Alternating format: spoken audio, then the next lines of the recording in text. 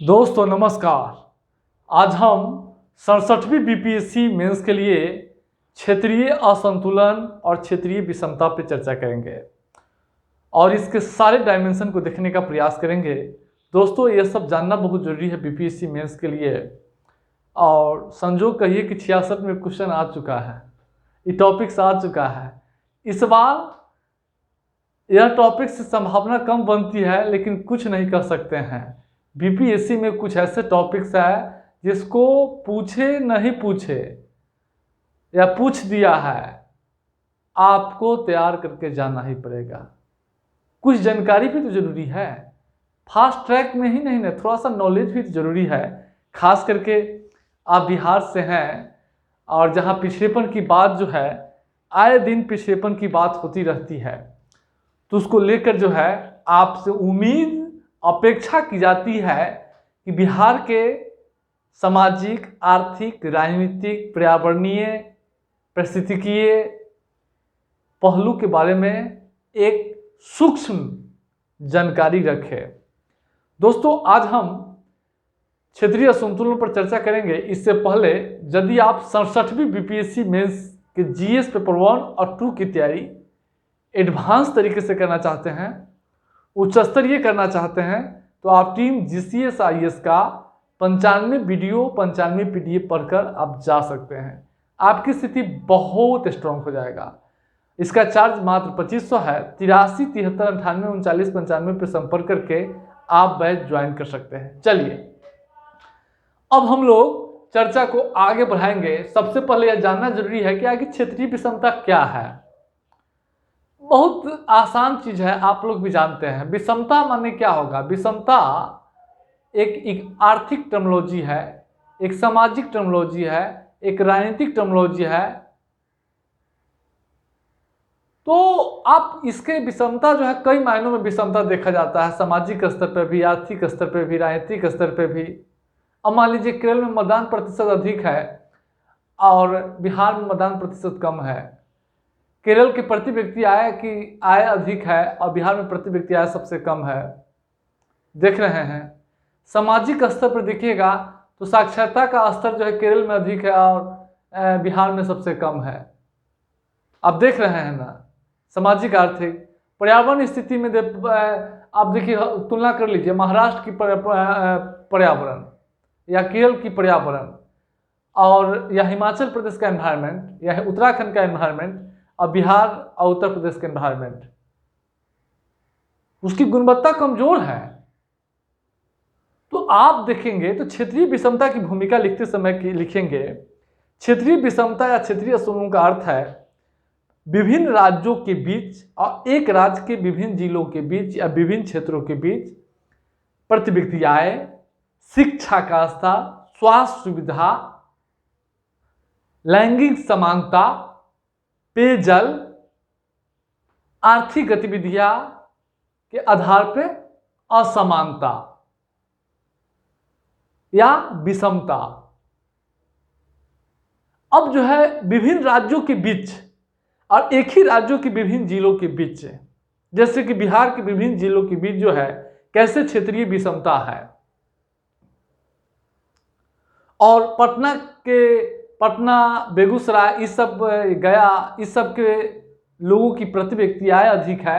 मुंगेर की प्रति व्यक्ति आय अधिक है, वो पेट्रोल का अधिक खपत करता है और उसी में शिवहर ले लीजिए,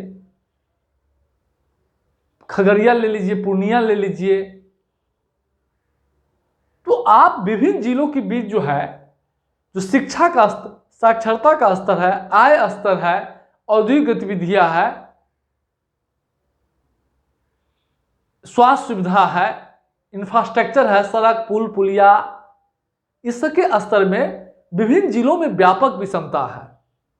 तो क्षेत्रीय विषमता का अर्थ ही है विभिन्न राज्यों के बीच तथा एक ही राज्य के विभिन्न जिलों, क्षेत्रों के बीच सामाजिक, आर्थिक, राजनीतिक स्तर पर विषमता व्याप्त होना। यानी जो इंडिकेशन बताए हैं, इंडिकेटर जो बताए हैं, उसके आधार पर विषमता व्याप्त होना। नीति आयोग के सतत विकास सूचकांक अभी हाल ही में जारी हुआ था और उस सूचकांक में सबसे अच्छे प्रदर्शन वाले राज्यों में जो है केरल है और सबसे निचले स्थान पे बिहार है। नीति आयोग के स्वास्थ्य सूचकांक जारी होता है, नीति आयोग के पेयजल सूचकांक जारी होता है, नीति आयोग के जो है विपणन सूचकांक जो है जारी होता है। तो आप नीति आयोग के अलग अलग जो है सूचकांक जारी होता है, उस सूचकांक के आधार पे आप देखते होंगे अलग अलग राज्यों की स्थिति में जो है अलग अलग राज्यों की रैंकिंग में जो है अंतर है। या राष्ट्रीय आय का ही अगर आप देख लेते हैं प्रति व्यक्ति आय, तो कुछ राज्यों की प्रति व्यक्ति आय अधिक है, कुछ राज्यों की प्रति व्यक्ति आय जो है काफी कम है। तो ये विषमता है। अब आप विषमता के बारे में समझ गए हैं। अब हम लोग ये जो विषमता देख रहे हैं इसके पीछे कारण क्या है, तो इसके पीछे वही औपनिवेशिक कारण है, सामाजिक कारण, राजनीतिक कारण, भौगोलिक कारण और आर्थिक कारण है। किसी क्षेत्र की क्यों पिछड़ा अगर है तो उसके पिछड़ेपन में सबसे बड़ा योगदान क्या है और दूसरा क्षेत्र विकसित क्यों है, उसके पीछे यही सब कारण है। इस सारे कारण को आपको ध्यान रखना है। सबसे पहले आप बोर्ड पर देख रहे हैं औपनिवेशिक साम्राज्य की आर्थिक नीति। लंबे समय तक इस देश में, लगभग 200 वर्षों तक इस देश में ब्रिटिश शासन राज किया है। और ब्रिटिश शासन क्या किया था, अपने शासन के दौरान जो है भारत की अर्थव्यवस्था को औपनिवेशिक हित के लिए प्रयोग किया। और औपनिवेशिक हित के लिए वह क्या किया कि भारत के अलग अलग राज्यों में अलग अलग भूमि बंदोबस्त की नीति अपनाया था। एक प्रकार के भू राजस्व नीति नहीं अपनाया था। कहीं बिहार, उड़ीसा, पश्चिम बंगाल में अस्थायी बंदोबस्त, परमानेंट सेटलमेंट। तमिलनाडु, महाराष्ट्र, दक्षिण भारत के कुछ राज्यों में, कुछ क्षेत्रों में रैयतवारी बंदोबस्त अपनाया गया था। और पश्चिमी यूपी और दिल्ली के आसपास के इलाके गोरखपुर में यह जो है महलवारी व्यवस्था अपनाया गया था। इसके कारण भी विषमता का जो है उदय हुआ है। अब देखिए, तीनों प्रकार के भूमि बंदोबस्त अगर देखेंगे तो सबसे शोषणकारी भूमि बंदोबस्त था अस्थायी बंदोबस्त, जो कर्नवालिस जो है लाया था, कर्नवालिस लागू किया था। इस अस्थायी बंदोबस्त जिस क्षेत्र में लागू किया गया था वहां के किसानों को अधिक दुर्दशा था, क्योंकि वहां एक बिचौलिए वर्ग जो है तैयार कर दिया गया था। वही बिचौलिए वर्ग आज के जो है तथाकथित जमींदार है। समझ रहे हैं? उस समय के बिचौलिया आज का जमींदार, जो जिनको जमीन अधिक है, उस समय कहीं ना कहीं उसी समय से चले आ रहा है। समझ रहे हैं? तो इसके कारण अब जहां महाराष्ट्र, तमिलनाडु वगैरह में रैयतवारी बंदोबस्त था, वहां किसानों को शोषण कम हुआ। शोषण वहां भी हुआ, लेकिन कंपेरेटिवली इसमें जो है ये ज्यादा उदार था। महलवारी व्यवस्था में भी, इसमें भी शोषण की गुंजाइश कम थी।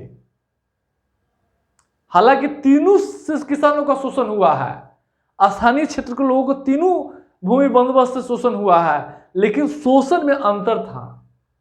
अस्थायी बंदोबस्त काफी क्या था, काफी जो है वह शोषण करने वाला था। अब एक बिचौलिया वर्ग जो है, चूंकि जमींदारों को जो राजस्व वसूलता था उसी को जो है भूमि का स्वामी मान लिया गया था। और क्या हुआ कि वह जो है शोषण करते थे। शोषण करने का कारण जो राजस्व वसूलने वाला था या जमींदार वर्ग था, जो लगान वसूलने वाला था, वह धनाढ्य हो गया। आज जो किसान था वो भूमिहीन हो गया। तो बिहार में आज मजदूरों की फैक्ट्री कहा जाता है, वो ब्रिटिश सरकार से ही देन है।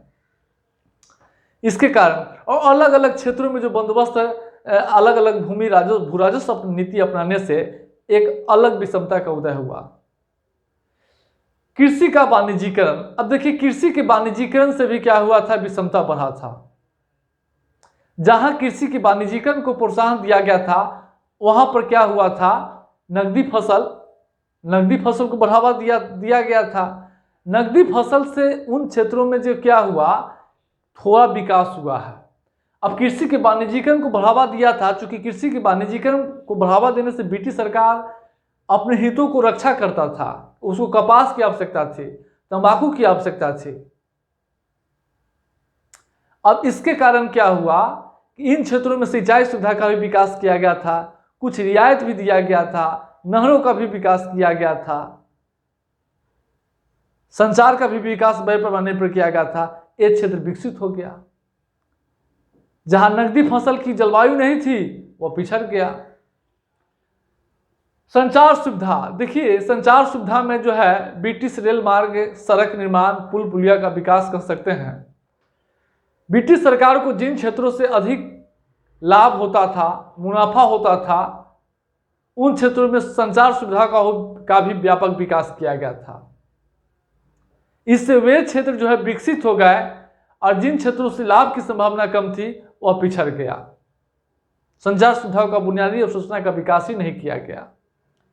तो देश जब स्वतंत्र हुआ उस समय भी देश के कुछ राज्यों में संचार सुविधा का अच्छी खासी जो है विकास हुआ था, कुछ क्षेत्रों में जो है बिल्कुल विकास नहीं हुआ था,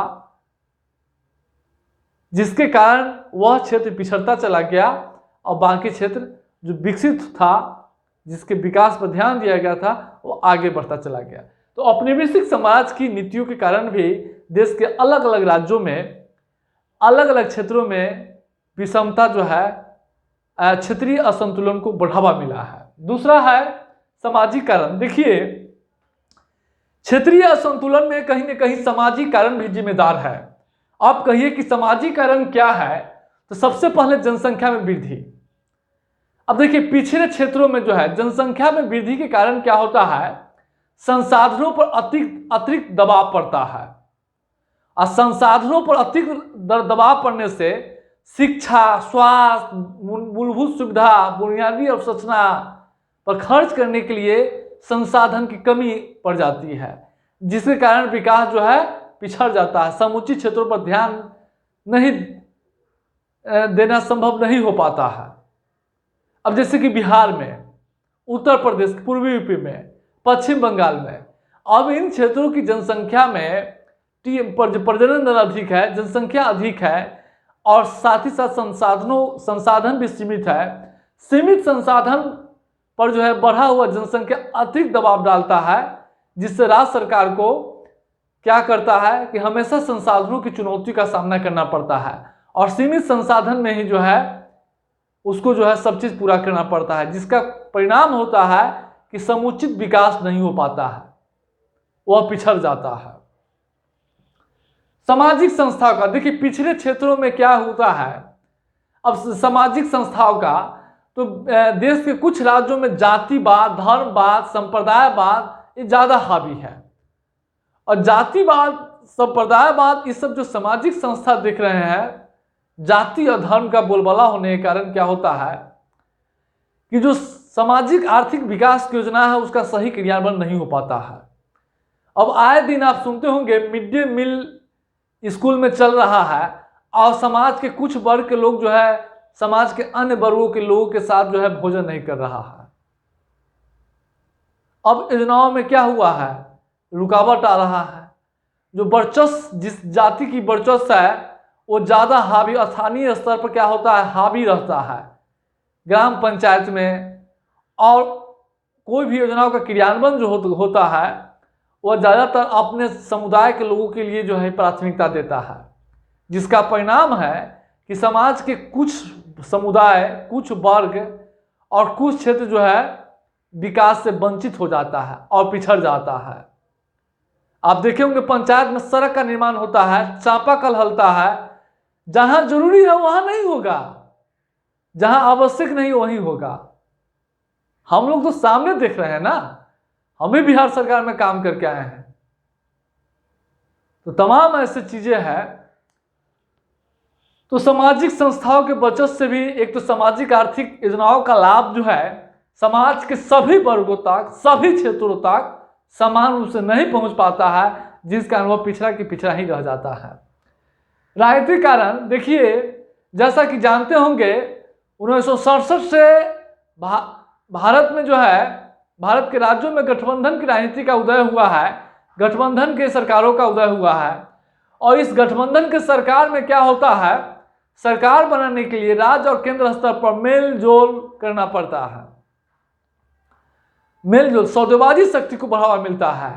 अब हमेशा जो है बड़े पार्टी को या सरकार बनाने वाले पार्टी को समर्थन लेने के लिए छोटे छोटे पार्टियों, विधायकों को क्या करता है, तुष्ट करना पड़ता है। उसके बदले में सौदेबाजी होता है उसके क्षेत्र के विकास के लिए अधिक पैकेज, अधिक सुविधा, जिसका परिणाम क्या होता है कि वह किसी एक क्षेत्र या किसी एक दल को संतुष्ट करने के लिए, उसके प्रभाव वाले क्षेत्र को संतुष्ट करने के लिए अधिक रियायत और पैकेज देता है और अन्य क्षेत्रों में संसाधन की कमी पड़ जाती है। लंबे समय से इसकी स्थिति रही है और केंद्र द्वारा संसाधनों के वितरण में असमानता। अब जैसा कि जानते होंगे, आयोजन काल में केंद्र से राज्यों के बीच जो संसाधनों के वितरण में 2/3 अंतरण जो है योजना आयोग के माध्यम से किया गया था।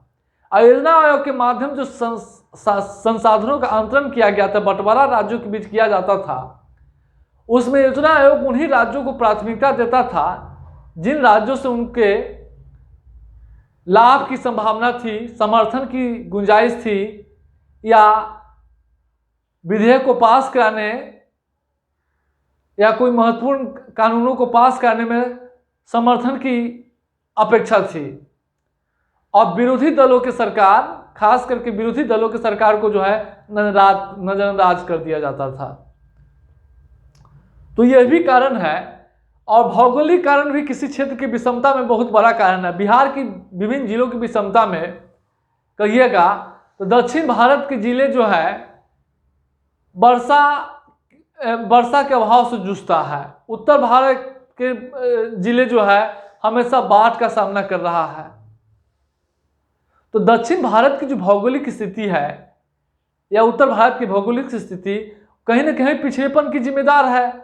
उत्तर भारत जो है नीचा है, और नेपाल में थोड़ा भी वर्षा होता है तो उत्तर भारत की नदियां में जो है बाढ़ आ जाती है। बाढ़ से सारे कृषि जो है दह जाता है, बुनियादी अवशोषण बर्बाद हो जाता है। अब देखिए विभिन्न राज्यों के बीच देखेंगे भौगोलिक स्थिति, अब जो है विभिन्न राज्यों के बीच भौगोलिक स्थिति में अंतर है। अब दक्षिण भारत के राज्य जो है, देश के 13 राज्य जो है तटीय राज्य है, जहां बंदरगाह की सुविधा है, जल परिवहन की सुविधा है, काली मिट्टी है, नारियल, काजू, किशमिश, काली मिर्च, इस सब की खेती होती है, चाय की खेती होती है, कहवा की खेती होती है, जिससे वहां के किसान धनाढ्य होते हैं, उनके पास आय अधिक होता है। और बिहार, यूपी, पश्चिम बंगाल में चावल, गेहूं, खदान फसलों का इसका मूल्य कम होता है। 1 किलो मिर्च का दाम 1 कुंटल गेहूं उसमें हो जाता है, 1 कुंटल गेहूं हो जाता है। तो कहीं ना कहीं जो है दक्षिण भारत के राज्य अगर विकसित है तो कहीं ना कहीं उसकी भौगोलिक स्थिति भी जिम्मेदार है। और तटीय क्षेत्र है, बंदरगाह के कारण जो है कारोबार की सुविधा रहती है, अधिकांश कारखाने समुद्र के किनारे लगाए जाते हैं, चूंकि आयात व्यापार के लिए उनकी सुविधा होती है। पहले ही जानते होंगे कि भारत का 95% व्यापार जो है मात्रात्मक समुद्र के माध्यम से होता है, और बंदरगाह पर ही जो है वस्तुओं को लोड किए जाते हैं, लोडिंग होता है, उतारा जाता है। तो कहीं ना कहीं अब बिहार में उद्योगपति नहीं जाते हैं, इसके पीछे रीजन देता है 200 किलोमीटर दूर है बंदरगाह। तो जो बंदरगाह से नजदीक होता है वहां उद्योग धंधे की संभावना अधिक होती है, पर्यटन की संभावना अधिक होती है, लोग समुद्र देखने जाते हैं, निवेश आता है। लेकिन बिहार देश के अन्य राज्य जो लैंडलॉक्ड स्टेट है, वो समुद्र से काफी दूर है, वहां निजी उद्योगपति जो निवेश करने में दिलचस्पी नहीं रखता है, चूंकि उसको यात्रा लागत अधिक पड़ेगा, बंदरगाह तक ले जाने में अधिक खर्च पड़ेगा, और जो बंदरगाह के पास लगाएगा तो उसको ज्यादा खर्च नहीं पड़ेगा। इससे वस्तु की लागत उसकी कम होगी और निर्यात प्रोत्साहित होगा, सामान अधिक बिकेगा। तो यही है। और जलवायु मिट्टी जो है कहीं ना कहीं, अब देखिए महाराष्ट्र, गुजरात, इस सब राज्यों में काली मिट्टी की प्रधानता है। काली मिट्टी जो है अपने आप में बहुत उपजाऊ मिट्टी होता है, कपास की खेती के लिए बहुत महत्वपूर्ण होता है। अब उसके कारण जो है वहां के किसानों को आमदनी अधिक होता है। और जलवायु है तो राजस्थान की जलवायु जो है सूखा है, बिहार की जलवायु जो है क्या है, हमेशा जो है बाढ़ से ग्रस्त रहता है, प्राकृतिक आपदा से ग्रस्त रहता है। हर साल जो है बाढ़ सूखा आता है, जिस कारण बुनियादी अवसंरचना सूखा पड़ जाता है, पशु उशु की चारा समाप्त हो जाती है, चारा के अभाव में पशु बीमार पड़ने लगता है। अब किसानों के आय उसमें भी जो खर्च हो जाता है, बाढ़ आता है, पशु दह जाता है, फसल दह जाता है, एक अलग समस्या आता है। राज्य सरकार को बाढ़ पर सूखा को नियंत्रित करने के लिए अधिक खर्च करना पड़ता है। अगर बाढ़ सूखा नहीं आता तो वो उसी पैसा से सरकार क्या करता, शिक्षा, स्वास्थ्य, प्रति व्यक्ति आय, बुनियादी अवसंरचना के विकास पर अधिक खर्च करता। अब उसको खर्च करने के लिए संसाधन की कमी पड़ जाती है, जिसके कारण वह क्षेत्र पिछड़ जाता है। अब देखिए, भारत के आर्थिक विषमता में विभिन्न राज्यों के बीच जो विषमता है, उसमें कहीं ना कहीं जो है आर्थिक कारण भी जिम्मेदार है। अब बड़े पैमाने पे आए दिन मुख्यमंत्री नीतीश कुमार से आप सुनते होंगे बैंकों की साख नीति, बैंकों की ऋण जमा अनुपात। अब देखिए, ऋण जमा अनुपात क्या होता है? ऋण जमा अनुपात का अर्थ है कि बैंक जिन क्षेत्रों से जमा स्वीकार कर रहा है, उस क्षेत्रों में आर्थिक गतिविधियों को प्रोत्साहित करने के लिए ऋण दे रहा है कि नहीं। तो अगर आप दक्षिण भारत के राज्यों से बिहार के ऋण जमा अनुपात की तुलना करेंगे तो आपको पता चलेगा कि बिहार की स्थिति बहुत कमजोर है, झारखंड की स्थिति बहुत कमजोर है, हिमाचल प्रदेश की स्थिति कमजोर है। तो बैंक की जो अनुसूचित बैंक है, वाणिज्यिक बैंक है, वह बिहार पिछले पिछले राज्यों से क्या करता है, जमा स्वीकार करता है और उस क्षेत्रों में आर्थिक गतिविधियों को प्रोत्साहित करने के लिए ऋण नहीं देता है। वह ऋण महाराष्ट्र के उद्योगपतियों को दिया जाता है, तमिलनाडु के उद्योगपतियों को दिया जाता है, हरियाणा के उद्योगपतियों को दिया जाता है, जिसका कारण है कि वह क्षेत्र पिछड़ जाता है। पैसा वहां से दूसरी जगह जा रहा है। अगर आप ही बेरोजगार है, आप ही को वहां 10 लाख रुपया दे दिया जाए तो कुछ तो काम कीजिएगा ना।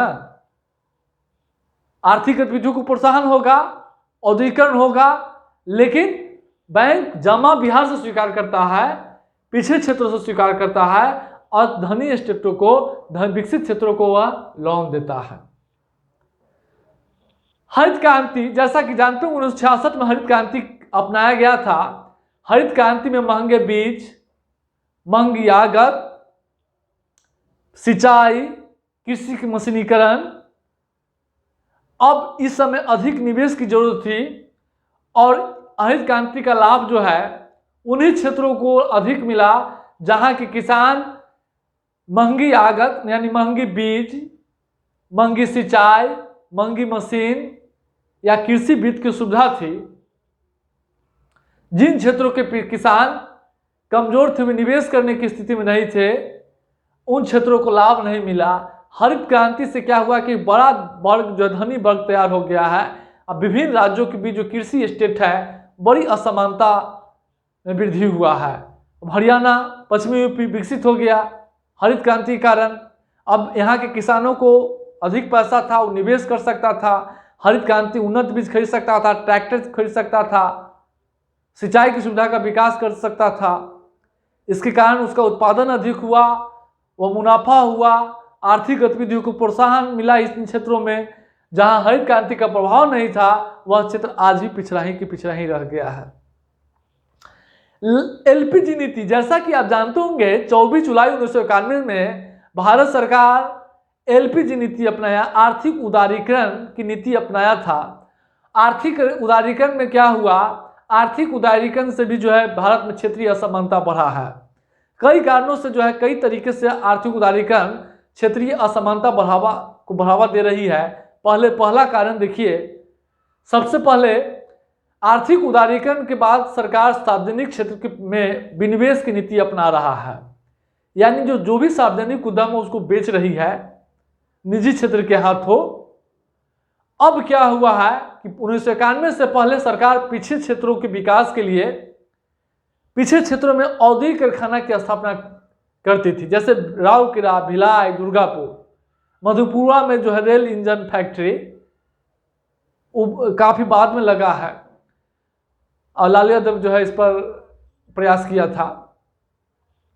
तो उदारीकरण से पहले क्या था कि पिछड़े क्षेत्रों में विकास के लिए अलग अलग कारखाना विकसित क्षेत्रों में स्थापित कर दिया जाता था, ताकि इस क्षेत्र में एक कारखाना स्थापित करने से उस पूरे इलाका का विकास हो जाता था। अच्छे अच्छे दुकान हो जाते थे, रेस्टोरेंट हो जाते थे, सड़कें अच्छी बन जाती थी, लोगों को रोजगार मिल जाता था। लेकिन 1991 के बाद क्या हुआ है कि सरकार निजी क्षेत्रों को हाथ में बेच रही है। अब ये निजी क्षेत्र अपने लागत को कम करने के लिए, प्रतिस्पर्धा में बने रहने के लिए, अपने उत्पाद की गुणवत्ता में सुधार कर रही है, उत्पाद को सस्ता करने के लिए वह उन्हीं क्षेत्रों में कारखाना स्थापित कर रहा है जिन क्षेत्रों में लाभ की अधिक संभावना है। 1991 के बाद जैसा कि जानते हो कि भारतीय अर्थव्यवस्था में विदेशी पूंजी के लिए द्वार खोल दिया गया है। अब विदेशी पूंजी की अनुमति दी गई है और ये विदेशी पूंजी खास करके प्रत्यक्ष विदेशी निवास उन्हीं क्षेत्रों में, उन्हीं राज्यों में आ रहा है। देश के 2/3 FDI मात्र जो है देश के 5 से 6 राज्यों में आ रहा है। वही 5 से 6 राज्य है ना, महाराष्ट्र हो गया, तमिलनाडु हो गया, हरियाणा हो गया, कर्नाटक हो गया, पश्चिमी यूपी हो गया। अब इन्हीं राज्यों में देश के 2/3 FDI आ रहा है। और FDI से क्या होता है पहले ही जानते होंगे, औद्योगिक कारखाना की स्थापना होती है, उत्पादन बढ़ता है, लोगों को रोजगार मिलता है। और यह FDI बिहार, जो उड़ीसा पिछड़े राज्य है, वहां नहीं जा रहा है।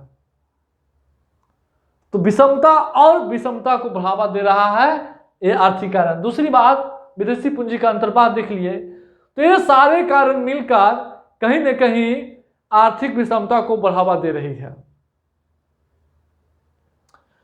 अब प्रश्न है कि इस आर्थिक विषमता का क्या प्रभाव पड़ता है। दोस्तों, सबसे पहला राजनीतिक प्रभाव में देखेंगे, सौदेबाजी शक्ति को इससे बढ़ावा मिलता है। अब कहिए कि सौदेबाजी शक्ति, कैसा सौदेबाजी शक्ति? तो पिछड़े क्षेत्र के क्षेत्रीय पार्टी या पिछड़े क्षेत्रों के राजनीतिक पार्टियां केंद्र से अधिक पैकेज के लिए, विशेष राज्य के दर्जा के लिए वो मेल जोल करता है सत्ताधारी दल से। जैसा कि कुछ समय पहले आंध्र प्रदेश के मुख्यमंत्री चंद्रबाबू नायडू आंध्र प्रदेश के विशेष राज्य के दर्जे के लिए, अधिक संसाधनों के लिए वो केंद्र के NDA के साथ मेलजोल कर रहा था। मुख्यमंत्री नीतीश कुमार विशेष पैकेज के लिए हमेशा अनुरोध करता है, समर्थन के वाला विशेष पैकेज। तो इससे क्या होता है कि सौदेबाजी शक्ति जो है बढ़ावा मिलता है भारतीय राजनीति में। विभिन्न दलों, सत्ताधारी दल, क्षेत्रीय पार्टी या केंद्र के सत्ताधारी दल और राज्य के सत्ताधारी दल के बीच क्षेत्रीय दलों का उदय। अब पिछड़े क्षेत्रों के नेता अपने क्षेत्रों में विकास का नारा देकर पुल बनवा देंगे, सड़क बनवा देंगे, गरीबी दूर करेंगे। पिछड़े क्षेत्रों के विकास का नारा देकर वह क्या करता है, लोगों को अपनी ओर आकर्षित करता है और आगे चलकर वह राजनीतिक पार्टी, क्षेत्रीय पार्टी का गठन करता है। क्षेत्रीय दलों के उदय का एक प्रमुख कारण है लालू यादव, नीतीश कुमार, मुलायम सिंह यादव, मायावती। ये सारे कहीं न कहीं छत्तीसगढ़ में, उड़ीसा में जो है नवीन पटनायक, ममता बनर्जी, ये कहीं न कहीं अपने अपने क्षेत्र के विकास के लिए क्या करता है, अपने क्षेत्र में प्रभाव बढ़ाने के लिए नए नए पार्टी जो है बना लेते हैं। अभी ओम प्रकाश राजभर उत्तर प्रदेश में है और पूर्वांचल के विकास के लिए वो राजनीतिक पार्टी बनाया है, एक निषाद पार्टी है। अब केंद्र राज्यों में तनाव। अब देखिए, हमेशा विकसित राज्यों के बीच, पिछड़े और केंद्र के बीच जो है तनाव की स्थिति आती है। अलग अलग, अब कभी विशेष राज्य का पैकेज नहीं मिल रहा है, विशेष राज्य का दर्जा नहीं मिल रहा है, केंद्र से अधिक संसाधन नहीं मिल रहा है। इसके बीच क्या होता है, पिछड़े क्षेत्रों, पिछड़े राज्यों, कम विकसित राज्यों और केंद्र के बीच जो है तनाव पैदा हो जाता है। याद रखिएगा, पिछड़े राज्य नहीं करना है, कम विकसित राज्य लिखना है। अब केंद्र राज्यों के बीच, इसके अलावा विभिन्न राज्यों के बीच भी तनाव होता है। अभी हाल ही में ऑक्सीजन आपूर्ति को लेकर दिल्ली, उत्तर प्रदेश, दिल्ली, हरियाणा के बीच विवाद पैदा हो गया था और ऑक्सीजन का परिवहन उत्तर प्रदेश होते हुए जा रहा था। अब दिल्ली सरकार का कहना था कि उत्तर प्रदेश सरकार ऑक्सीजन परिवहन को रोक रही है। हरियाणा सरकार रोक रही है। अब पानी की किल्लत हो जाती है तो दिल्ली सरकार, हरियाणा सरकार आरोप लगाती है। कभी केरल और तमिलनाडु में पानी को लेकर जो है झंझट हो जाता है, कभी छत्तीसगढ़ उड़ीसा में पानी को लेकर जो है विवाद हो जाता है, जल संकट को लेकर। इसके अलावा कभी नौकरी में आरक्षण को लेकर, कभी पलायन को लेकर विवाद हो जाता है। बिहार से महाराष्ट्र में लोग काम करने जाते हैं, वहाँ की विभिन्न राजनीतिक पार्टी बिहारियों को अपमानित करने के लिए, बिहारियों को वहाँ से निकालने के लिए हर तरह के उपाय अपनाता है। इससे केंद्र और महाराष्ट्र और बिहार के बीच विवाद पैदा हो जाता है। क्षेत्रवाद को प्रोत्साहन, जब कोई किसी क्षेत्र का विकास नहीं हो पाता है तो वह क्षेत्र क्या होता है, वहाँ असंतोष का संचार होता है, और यही असंतोष जो है क्षेत्रीय अस्मिता के लिए जो है खड़ा हो जाता है। अब महाराष्ट्र में विदर्भ है, बिहार में सीमांचल, मिथिलांचल, उत्तर प्रदेश में पूर्वांचल, तो इसको लेकर हमेशा जो है क्षेत्रवाद जो है बोलबाला रहता है। इसी को लेकर नया राज्य की निर्माण हो जाती है, नया राज्य के निर्माण की मांग होने लगती है पिछड़े क्षेत्रों के विकास के लिए। अब झारखंड का विकास कैसे हुआ?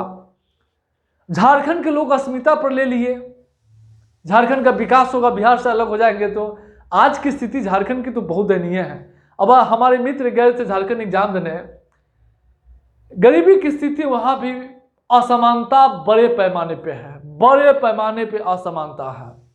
सारे कहानी बता रहे थे। अब देखिएगा आर्थिक प्रभाव में सबसे पहले, हाँ, लोकतंत्र के क्रियान्वयन में बाधा। देखिए पिछड़े क्षेत्रों में क्या होता है, जब क्षेत्र पिछड़ा होता है, राज्य पिछड़ा होता है, तो वहां के लोगों की मुख्य जोर आर्थिक सुरक्षा पे होता है। राजनीतिक स्वतंत्रता से पहले आर्थिक स्वतंत्रता होता है। पेट में अन्न रहेगा, रोजगार का साधन रहेगा, तभी तो हम वोट देने जाएंगे। पहला काम है पेट भरना।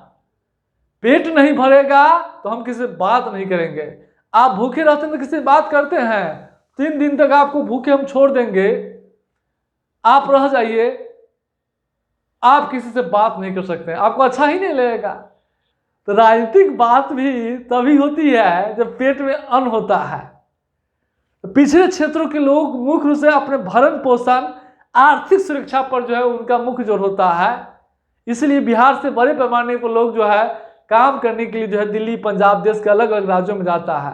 वे लोग अपने मताधिकार का प्रयोग नहीं करता है, उनको चिंता नहीं है कि वोट पड़ेगा कि नहीं। इससे लोकतंत्र के क्रियान्वयन में भी जो है बाधा पड़ता है।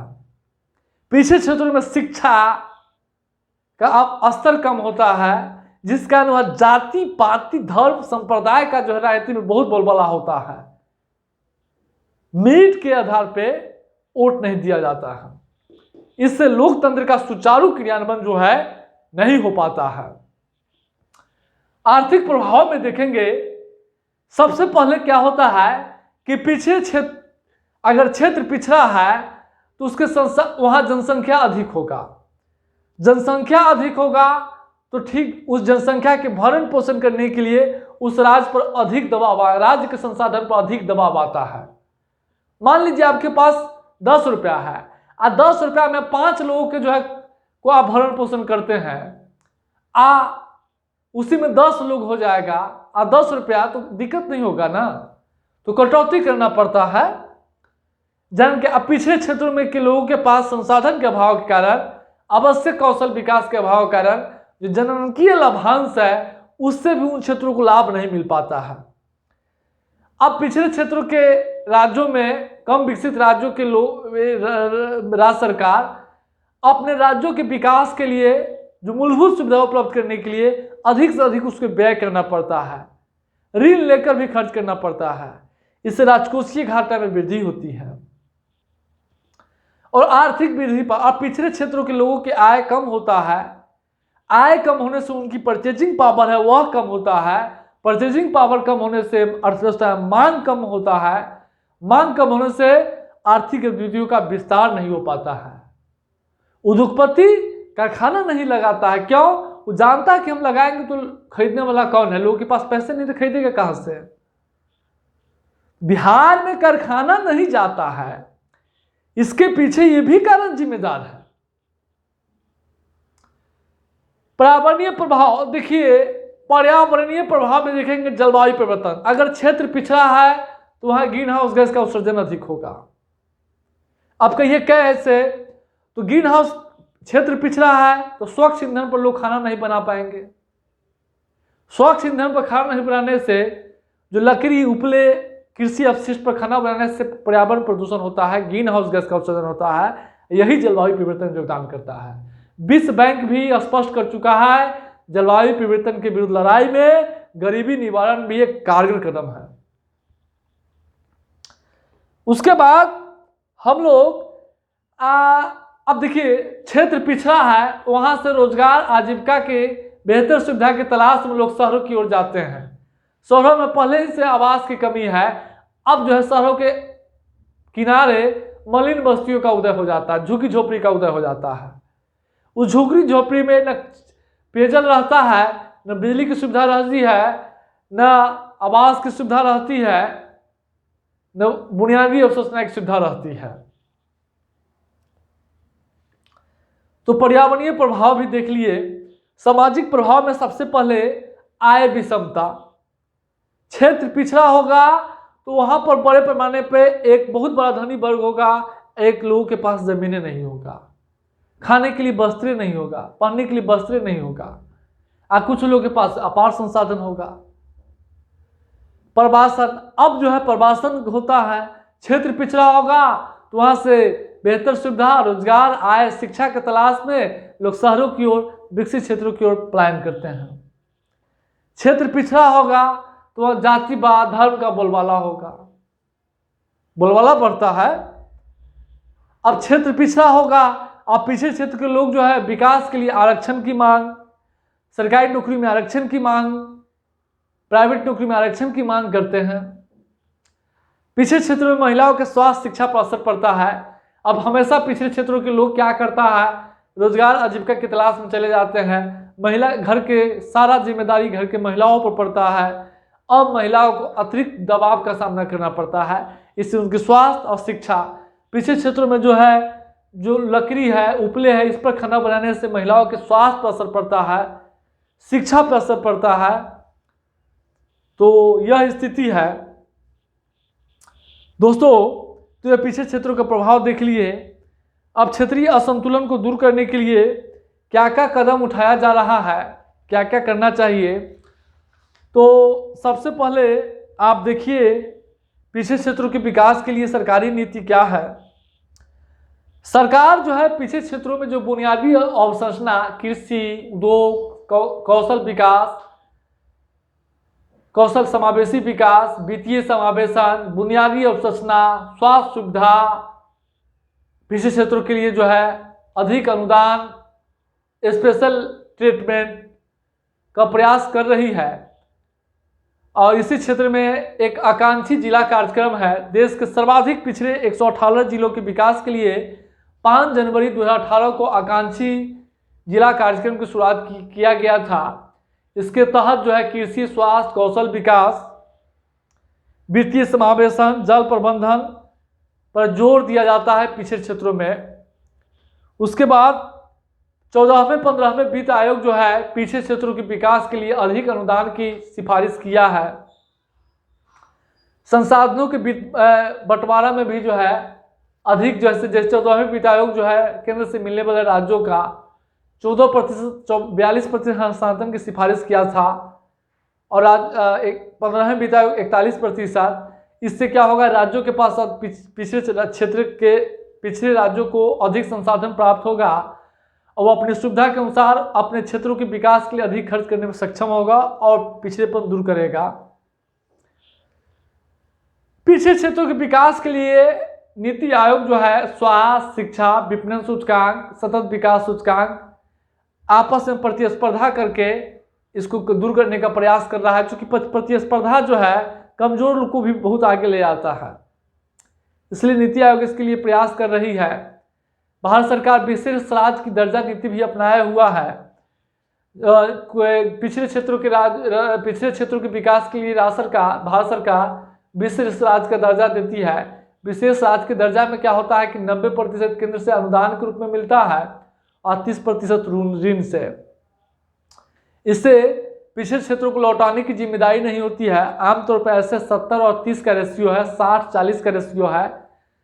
60% ऋण के रूप में 70% ऋण के रूप में 30% अनुदान के रूप में मिलता है। विशेष राज्य के दर्जा देने से क्या होता है कि अनुदान के रूप में 90%, 10% ऋण के रूप में होता है। अधिक खर्च कर सकता है।